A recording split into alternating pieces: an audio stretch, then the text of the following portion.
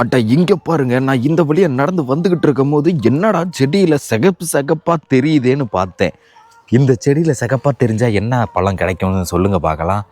இதோ பாருங்க, இங்க இருக்கு, இங்க இருக்கு பாருங்க. இந்த பழம் என்ன பழம் தெரியுமா? மல்பெரி பழங்க. மல்பெரி பழம் இதோ பாருங்க, இதுதான் மல்பெரி பழம். மல்பெரி ஃப்ரூட்ஸ்ன்னு சொல்லுவாங்க தெரியுமா? இதுதான் அந்த மல்பெரி ஃப்ரூட்டு. இங்கே இருக்கா. அடுத்தது பாருங்கள், கீழெல்லாம் நிறையா இருந்தது. தான் பாருங்கள், பறிக்கிறேன்.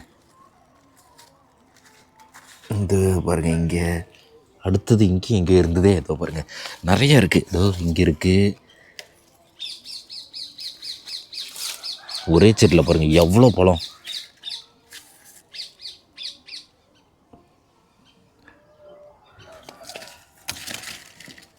இன்னும் இதில் இன்னும் இதாக பழமே. இந்த அடுத்ததுக்கெல்லாம் பழுக்க போகிறதுக்கெல்லாம் பழம் ரெடியாக இருக்குது. அப்படி பழம் அப்படி செம்ம டார்க் ரோஸில் இருக்குது.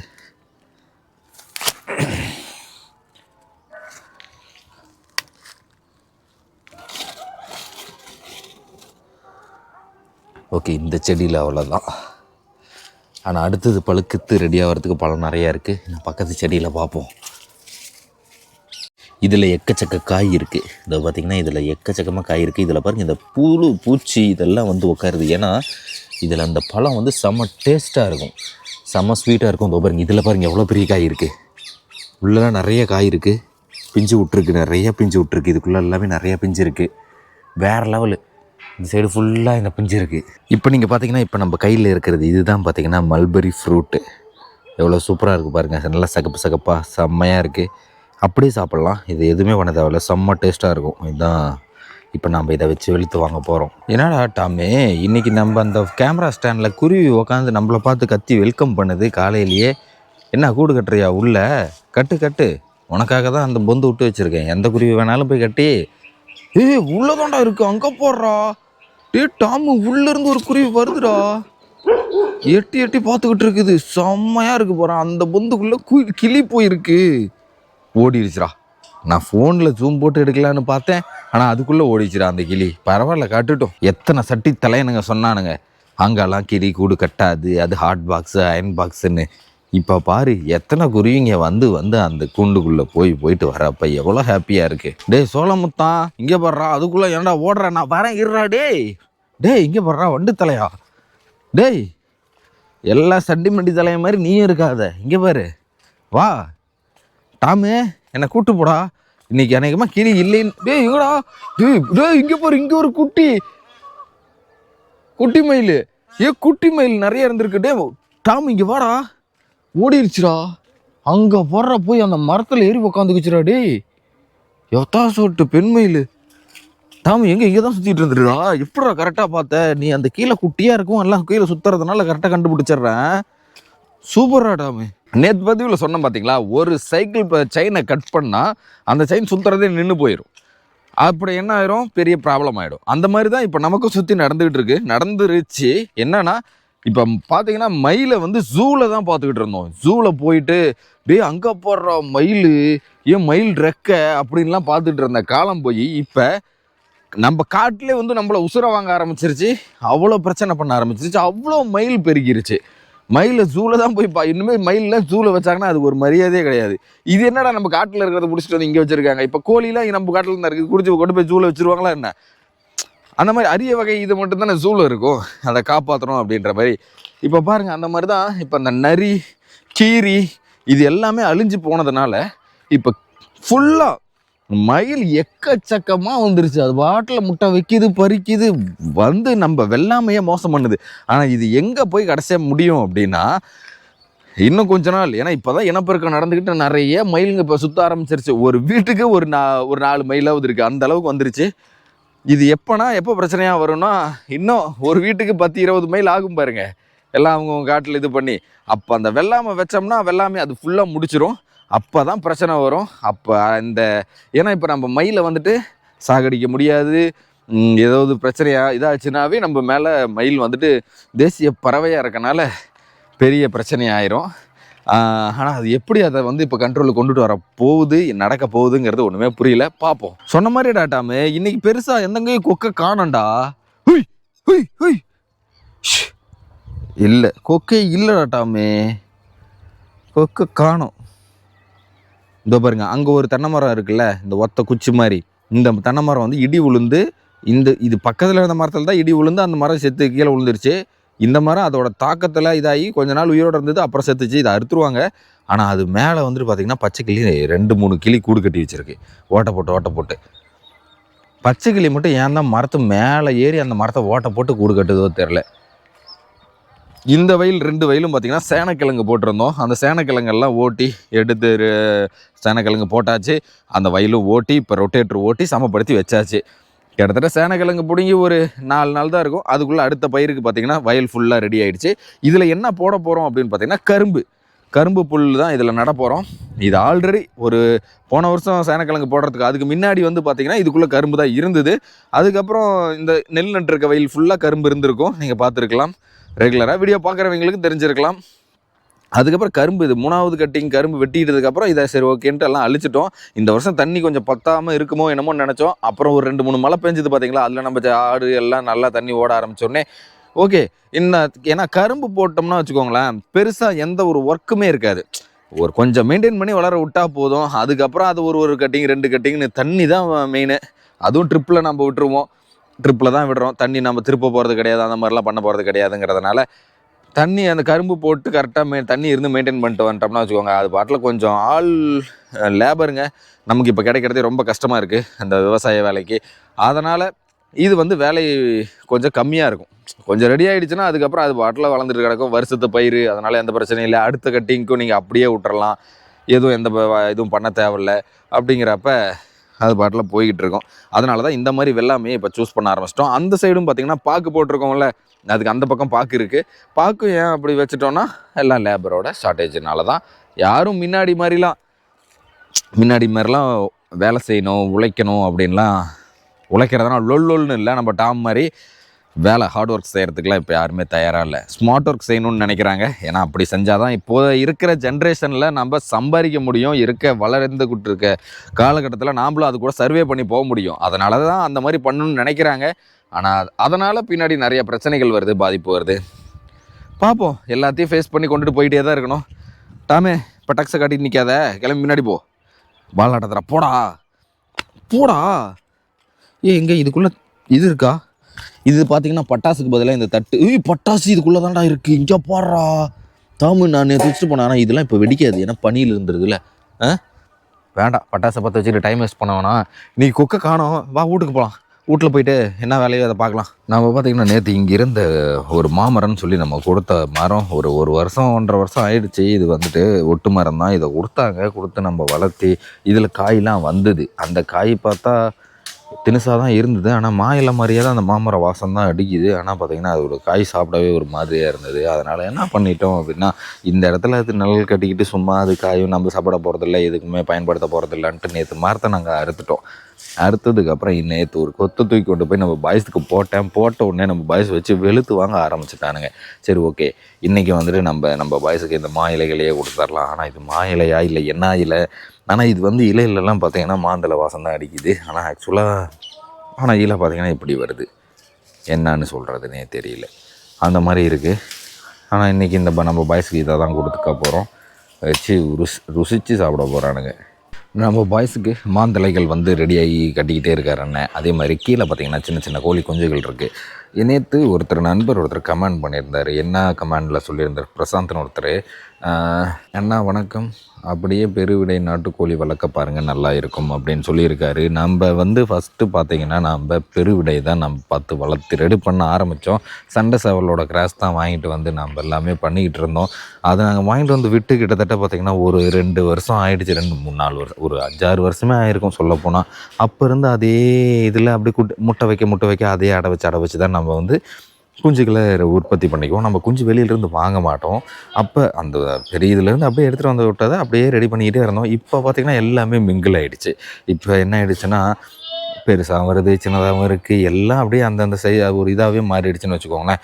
அதனால் இப்போ நான் கண்டிப்பாக அதை மாற்றி தான் ஆகணும். வீடியோ பார்க்குற நண்பர்கள் யாருக்கிட்டையாவது பெருவிடை கோழி இந்த சேலம் பக்கத்தில் இருக்க ஊரில் எங்கேயாவது நமக்கு இந்த பெருவிடை கோழிகள்லாம் கிடைக்கிது அப்படின்னா கண்டிப்பாக சொல்லுங்கள். குஞ்சுகளாக கிடைச்சாலும் பரவாயில்ல, இல்லை சண்டை சேவல் கூட அந்த இது வந்து இருக்குது அப்படிங்கிறத தெரியப்படுத்துங்க. நான் கண்டிப்பாக அதை எடுத்துக்கிறேன். எடுத்து நான் இந்த மாதிரி தான் வளர்த்த போகிறேன். சண்டைக்கு விட போகிறதெல்லாம் கிடையாது. இந்த மாதிரியே வளர்க்குறதுக்கு தகுந்த மாதிரி இருக்கிற கோழிகளை கொஞ்சம் பெருவிடையாக இருக்கிற சைஸில் இருக்கிற மாதிரி சொல்லுங்கள். நான் கண்டிப்பாக வந்து எடுத்துக்கிறேன். அவர் பிரசாந்த் அவர் பண்ண கமெண்ட் வந்து என்னை கொஞ்சம் இம்ப்ரெஸ் பண்ணியிருக்கு. நீட்டாக அவ்வளோதான். பார்த்தீங்களா, அவர் வீடியோவை கவனிச்சிருக்காரு. அந்த கோழிகள் இங்கே சுற்றுறதை இதை பற்றி எல்லாமே கவனிச்சிருக்காரு. கண்டிப்பாக அதனால தான் அவர் வந்துட்டு என்ன பண்ணியிருக்காரு, பெருவிடை கோழிகளை வளர்த்துங்க அப்படின்னு சொல்லியிருக்காரு. கண்டிப்பாக ப்ரோ, உங்களை நான் மைண்டில் வச்சுக்கிறேன். கண்டிப்பாக நீங்கள் வந்து கொஞ்சம் ஒரு இடத்துல ஷார்ட் லிஸ்ட் ஆகிருக்கீங்க. அந்த மாதிரி இதை தான் நான் சொல்ல வரேன். என்னன்னா, நீங்களும் எல்லா விஷயத்தையும் தெரிஞ்சுக்கோங்க. தெரிஞ்சுக்கிட்டு சுற்றி நீங்களும் பாருங்கள், என்னென்னலாம் அப்டேட் பண்ணலாங்கிறதையும் சொல்லுங்கள். இந்த மாதிரிலாம் தான் சொல்கிறேன். அதனால தான் கமெண்ட் பண்ணுங்கள், லைக் பண்ணுங்கள். வீடியோ ஃபுல்லாக பார்த்தீங்கன்னா தான் நான் வந்து எதுவுமே தேவையில்லாத விஷயத்தெல்லாம் எதையுமே நான் சொல்கிறது கிடையாது. ஆக்சுவலாக என்னோடய வீடியோவை நீங்கள் ஃபுல்லாக பார்க்குறீங்கன்னா கண்டிப்பாக செம்ம ஜாலியாக இருக்கலாம். உங்களுக்கு ஒரு கட்டத்தில் ஒரு என்ன சொல்கிறது, இந்த மாதிரி ஒரு சூழ்நிலையில் வாழலாங்கிற ஐடியா வரும். இந்த மாதிரி வாழ்ந்தால் நம்மளால் சர்வே பண்ண முடியுமானா 100% சர்வே பண்ண முடியும். தெளிவாக பண்ணீங்க, நான் நீட்டாக பண்ணீங்க அப்படின்னா 100% சர்வே பண்ண முடியும். அப்படி பண்ணிகிட்டு இருக்கனால தான் நான் இந்த இடத்துல நின்றுட்டுருக்கேன். வெறும் யூடியூப்பை போட்டு யூடியூப்லேருந்து சம்பாரிச்செல்லாம் நான் ஒன்றும் இங்கே சர்வே பண்ணி கிழிக்க முடியாது. அதெல்லாம் சும்மா வச்சுக்கலாம். இதை வந்து நம்ம சொல்லலாம், இந்த ஒரு விளம்பர பிளாட்ஃபார்மாக வச்சுக்கலாம், அவ்வளோதானே தவிர மற்றபடி நாம் வேலை செய்யணும். களத்தில் இறங்கி வேலை செய்யணும்.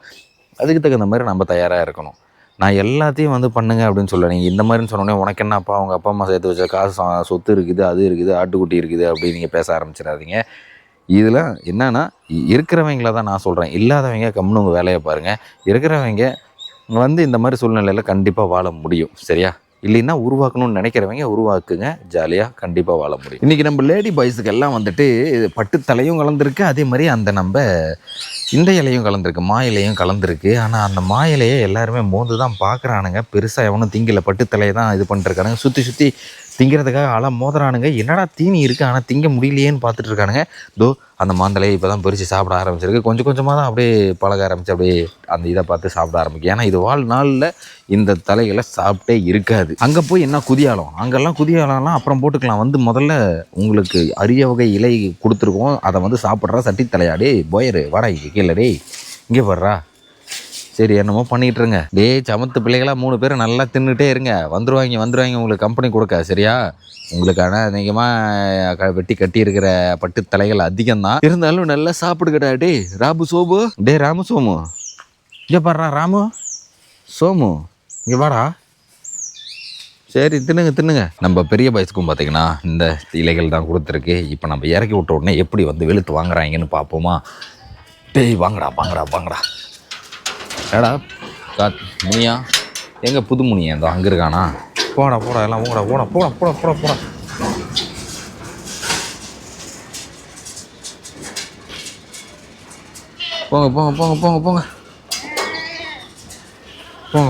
போங்க.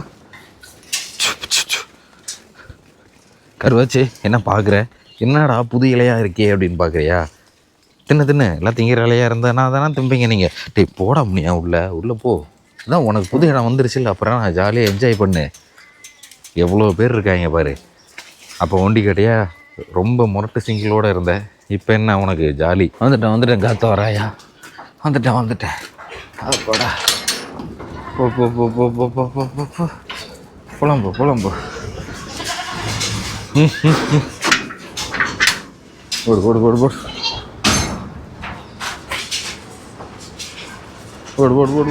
போடு.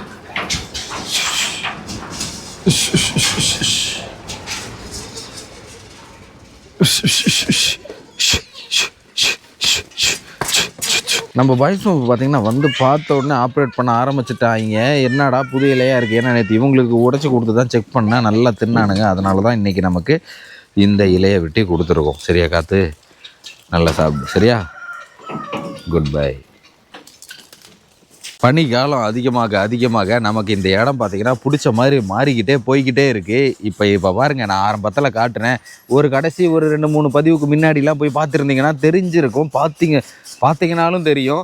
என்னென்னா இந்த இடம் லைட்டாக தான் அப்படியே கலர் மாறி இருக்கும். லைட்டாக அப்படியே ஒவ்வொரு இலைகள் மட்டும் மாறிக்கிட்டு இருந்த மாதிரி இருந்தது. இப்போ பாருங்கள் எப்படி இந்த இடமே பார்த்திங்களா அப்படியே ரெட்டாக ஆரம்பிச்சிருக்கா. இன்னும் கொஞ்சம் நாட்கள் போக இந்த இடமே ஃபுல்லாக ரெட்டாக இருக்கும். இந்த இருக்க எல்லா லீஃபுமே ரெட்டாக மாறிடும். ஆனால் சூப்பருங்க. இந்த உலகம் வந்துட்டு எப்படிலாம் இதாக இருக்குதுன்னு பாருங்களேன். ஒரு அழகு, அது அப்படியே அழகாக ரெடி ஆகுது. இந்த பனி காலத்தில் மட்டும் உருமாறிடுது. அதுக்கப்புறமேட்டுக்கு இருக்கிற இலைகள் எல்லாம் உதிர்ந்து திரும்ப பச்சையாக முளைக்க ஆரம்பிக்குது. திரும்ப பனிக்காலம் வரப்போ முளைச்ச இலைகள் எல்லாமே இந்த மாதிரி சகப்பாக மாறுது. நல்ல ஒரு சூப்பராக இருக்குது இயற்கை. அதே மாதிரி இங்கேயும் ரோஜாக்கள் பாருங்கள், நம்ம ரெகுலராக இப்போ தண்ணி விட ஆரம்பித்ததுனால நிறையா ரோஜா பூ, அந்த நாட்டு ரோஜாக்கள் பூத்து தள்ளுது. சிண்டு மல்லி, அது இல்லாமல் இன்னொரு மல்லி, இதெல்லாம் பார்த்திங்கன்னா விதைகள் வாங்கி நான் போட்டிருந்தேன். ஜம்முன்னு எல்லாம் ரெடி ஆகிக்கிட்டு இருக்குது. அதே மாதிரி நமக்கு உள்ளே போனோம்னா இந்த கார்டன், இந்த 8 கால் பூச்சி நான் வந்து நேற்று கிராஸாக கட்டியிருந்தது. இன்றைக்கி பாருங்கள் எவ்வளோ தைரியம் இருந்தால் நம்ம நுழைவாயில் உள்ளே போகிற இடத்துலையே கட்டியிருக்குது. 8 கால் பூச்சி, உனக்கு என்ன வேணும் இப்போ? இங்கே இரு, அப்புறமா உன் கூட்டணி அப்புறமா கட்டிக்கோ, சரியா? நான் இதுக்கு உள்ளே வச்சிட்றேன், எங்களுக்கு நடந்து போக டிஸ்டர்பன்ஸாக இருக்குது, சரியா? நீ அப்புறமா கட்டிக்கோ, ஓகே? உனக்கு என்ன, நூல் தான் நிறையா வருது இல்லை, அப்புறம் என்ன உனக்கு கவலை? அப்படியே உள்ளே வந்தா ஓகே. எல்லாம் அப்படியே கொஞ்சம் கொஞ்சமாக இந்த கம்பிக்கு தாங்க நான் கொஞ்சம் கொஞ்சமாக அடித்து மேலே ஃபுல்லாக க்ரீன் மெஷ் கட்ட போகிறேன். கட்டி அதுக்கு இந்த இதை வந்துட்டு நம்ம தெளிவாக ரெடி பண்ணி ஆகணும். ஏன்னா இது வந்து என்ன இருக்க பார்த்திங்கன்னா வெயில் அதிகமாகிடுது. ஏன்னா பகலில் நல்லா பனி பெய்யுது, ஆனால் அடிக்கிற வெயில் டைம்னாலும் வெயில் போட்டு பிச்சு எடுக்க ஆரம்பிச்சிருது. அப்புறம் தான் இங்கே பாருங்கள், இந்த இடத்துல கொழுந்து அப்படியே வந்து மேலெல்லாம் தலைய ஆரம்பிக்குது, இங்கெல்லாம் ஸ்ப்ரெட் ஆக ஆரம்பிக்குது.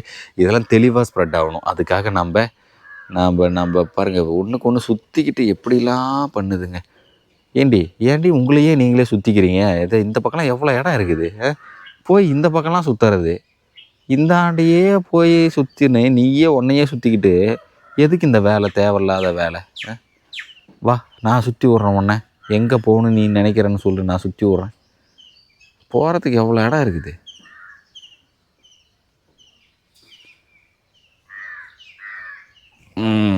ஓகே, இனிமேல் இந்த இடத்த விட்டு வரக்கூடாது. கொஞ்சம் கொஞ்சமாக நமக்கு பின்னாடி இருக்க நம்ம தோட்டத்தை வந்துட்டு கார்டன் ஏரியாவை வந்துட்டு இப்போ பாருங்களேன், இதுக்குள்ளே போகும்போது நான் அப்படியே இந்த சந்துக்குள்ளே அப்படியே உள்ளே இந்த நுழைவாயில் மாதிரி உள்ளே போகுதா அப்படி ஒரு அதே அமைப்பாக அப்படியே வளைஞ்சி வந்து இந்த மரம் செம்மையாக ரெடி ஆகிருக்கு. அப்படியே பின்னாடி பார்த்திங்கன்னா தெரியும், இந்த மரம் வேறு லெவலில் பர்ஃபெக்டாக வந்துருச்சு. அந்த மாதிரி ஒவ்வொன்றும் பார்த்து கரெக்டாக ரெடி பண்ணிக்கிட்டே வந்துக்கிட்டு இருக்கேன். கூடிய விரைவில் எல்லாத்தையும் இந்த இடத்த நமக்கு பிடிச்ச மாதிரி கொஞ்சம் கொஞ்சமாக தான் ரெடி பண்ணுவேன். கொஞ்சம் கொஞ்சமாக தான் ரெடி பண்ண முடியும். ஏன்னா இந்த இடத்துக்கு எப்படி ஷூட் ஆகுது என்ன எல்லாத்தையும் பார்த்து அதுக்கு தகுந்த மாதிரி இப்போ இந்த பின்னாடி போயிருக்க அந்த வலைக்கு வந்துட்டு மேலே ஃபுல்லாக மெஷ் அடிக்க போகிறேன். அடித்து அந்த செடிகளை படர விட போகிறேன். அநேகமாக அந்த செடி போய் திரும்ப ஏற்காட்டிலேருந்து வாங்கிட்டு வந்து திரும்ப நட போகிறேன். அதை சுற்றி நட்டு அப்படியே பூக்களாக தொங்குற மாதிரி அந்த செட்டப்பை நான் ரெடி பண்ணியே தீருவேன். பண்ணுறேன், ஒன்றா பண்ணுறேன். அதே மாதிரி நம்ம பாருங்கள், தொட்டி பாருங்கள், உள்ளே கொழுமிச்சம்பழம் எடுத்து வச்சுருக்குறாங்க. தொட்டி கொழுமிச்சம்பழம். ஆனால் என்ன, இப்போ இந்த பனி டைமில் இருக்கிறதுக்கு வந்துட்டு கொஞ்சம் புளிப்பு அதிகமாக இருக்கும் இந்த இது கொழுமிச்சம்பழத்தில். சரி, ரைட், ஓகே. இந்த தொட்டி வேணுங்கிறவங்க வீடியோவை லைக் பண்ணுங்கள், ஷேர் பண்ணுங்கள், கமெண்ட் பண்ணுங்கள், ஸ்டேட்டஸில் எடுத்து போடுங்க. நம்மளை கரெக்டாக ஃபாலோ பண்ணுங்கள், ஓகேவா? அவ்வளோதான், வேறெல்லாம் ஒன்றும் தேவையில்ல. தொட்டியை வின் பண்ணுறதுக்கு கமெண்ட் பண்ணுங்கள், மறக்காமல் கமெண்ட் பண்ணுங்கள். நான் டெய்லியுமே கமெண்ட் படிச்சுட்டு தான் இருக்கேன். கண்டிப்பாக எல்லாத்தையுமே கமெண்ட் ரிப்ளை பண்ணுறேனோ இல்லையா, நான் எல்லாத்தையுமே படிப்பேன். இன்னும் இந்த வாரம் ஞாயிற்றுக்கிழமை கண்டிப்பாக ஒருத்தருக்கு ஒரு பரிசை நான் அனௌன்ஸ்மெண்ட் பண்ணுவேன்.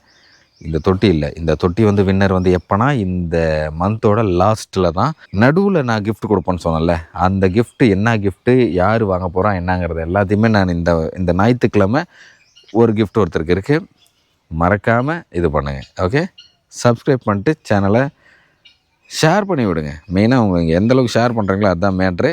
கமெண்ட் பண்ணுங்கள், மறக்காமல் லைக் பண்ணுங்கள். ஓகே, பாய். அடுத்த பதிவில் சந்திப்போம். நன்றி, வணக்கம்.